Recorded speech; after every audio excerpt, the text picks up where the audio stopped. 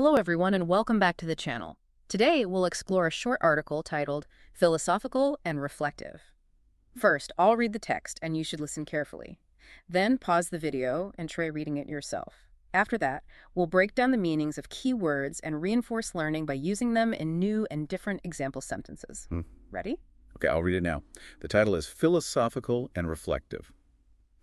Life often feels like a river, moving without asking our permission. We try to hold the water, but it always slips away. In these moments, we learn that acceptance is stronger than control. Each challenge is an invitation to grow, not just a problem to fear. Silence gives us clarity, and waiting teaches us patience. When we look back, every step, even the painful ones, shape our destiny. Happiness is not in holding everything, but in learning how to release. True peace comes when we walk with humility and gratitude. Lovely, thanks for reading that. It's quite a thoughtful piece, isn't it? It really is. Okay, so let's start with the title words, philosophical and reflective. What does philosophical mean in this context? Well, philosophical relates to those big fundamental questions, about existence or knowledge, life itself. Right, thinking deeply about why things are the way they are, like reading a book that explores life's big questions, maybe? Exactly. That's a perfect example. Mm, Or having a deep discussion about the meaning of things. That's being philosophical. got it. And reflective, how does that tie in? Reflective means thinking deeply or carefully about something, usually your own experiences or thoughts. Looking back. Ah, okay, so maybe like writing in a journal about something that happened to you and what you learned from it? Precisely. Or just taking some quiet time to really consider your day, your actions. That's being reflective. They often go together, philosophical thought and reflection. Makes sense. Now, the text uses the metaphor of a river. What's the basic meaning here? Simple one first. A river is just a large, natural stream of flowing water. Or you could think about taking a relaxing boat trip down a river. Okay. Then the text says we learn acceptance. What does acceptance mean? Acceptance is the act of agreeing to receive something, or believing that something is true or maybe good enough. It's often about situations. So like accepting something you know you can't change, like the weather maybe. Exactly. Or showing acceptance when your flight is delayed, you don't like it, but you accept the reality of the situation. Right, you deal with it. The text calls challenges an invitation to grow.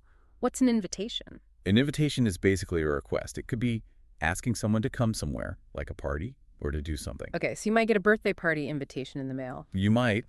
Or, in a more abstract sense, like the text uses it, an art exhibit could be seen as an invitation to think creatively. It's asking you to engage. I like that broader sense. Then silence gives us clarity. Clarity. Clarity is the quality of being clear, essentially. Easy to see, hear, or understand. Clearness. Ah, like when a teacher gives a really clear explanation and suddenly you understand a difficult topic. Yes, that's teacher clarity. Or maybe you need clarity on project goals before you start working. You need things to be clear. Got it. And waiting teaches patience. What is patience? Patience is that ability, that capacity to tolerate delays or problems or suffering without getting annoyed or upset. Something you definitely need when you're learning a new language. It takes time. Oh, absolutely. Great example. Or, achieving long-term goals almost always requires a lot of patience. You have to stick with it. True. The text mentions that our steps shape our destiny. That sounds big. Destiny refers to the events that are sort of seen as bound to happen to someone in the future, like fate sometimes. So someone might feel it's their destiny to become an artist, like it's meant to be. Exactly. Or people might debate about free will versus a predetermined destiny. Are our lives already mapped out? Interesting. Happiness comes from learning how to release. What does release mean here? Release basically means to let go or allow something to escape. It could be physical, but here it's more about emotions or stress. Like consciously trying to release stress after a long day at work. Taking deep breaths, maybe. Perfect. Or finding peace by releasing worries you can't control, letting them go. Okay. And finally, peace comes with humility and gratitude.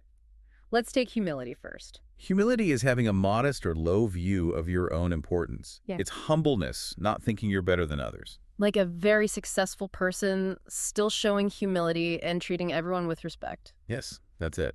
Or having the humility to admit when you've made a mistake and learn from it. And gratitude. Gratitude is simply the quality of being thankful. It's appreciation for what you have or what others do for you. Like expressing gratitude to someone who helps you out, saying thank you and meaning it. Exactly. Or even just practicing daily gratitude, maybe thinking of 3 things you're thankful for each day. It can really shift your perspective. It really can. And all this leads to peace, the final word. Peace means freedom from disturbance.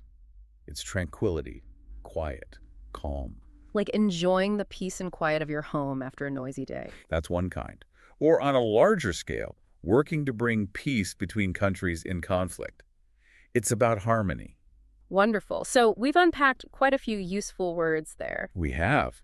And understanding them helps unlock the meaning of that lovely text. Absolutely. Now, for all of you listening, we really recommend you repeat this video, this lesson, at least 3 times a week. Yeah, why is that important? Well, consistent review really helps solidify new vocabulary in your mind. It makes it stick. Right, and it improves your pronunciation as you hear the words again and maybe say them aloud. Plus, it builds confidence. You start using these words more naturally. Exactly. It's key to mastering them, not just recognizing them. And remember how patience and humility can help shape your language learning destiny, helping you reach your goals. Keep practicing, keep learning. Thanks for joining us today. See you next time.